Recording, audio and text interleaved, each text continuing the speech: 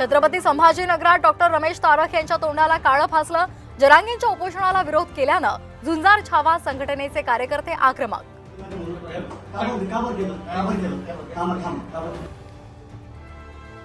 छगन भुजबळांचा दंगल घडवण्याचा डाव, जरांगेंचा गंभीर आरोप। काही घडल्यास जशास तसं उत्तर देण्याचा इशारा, तर तुझ्याच बाजूला बंदूकधारी लोक असतात, भुजबळांचा पलटवार।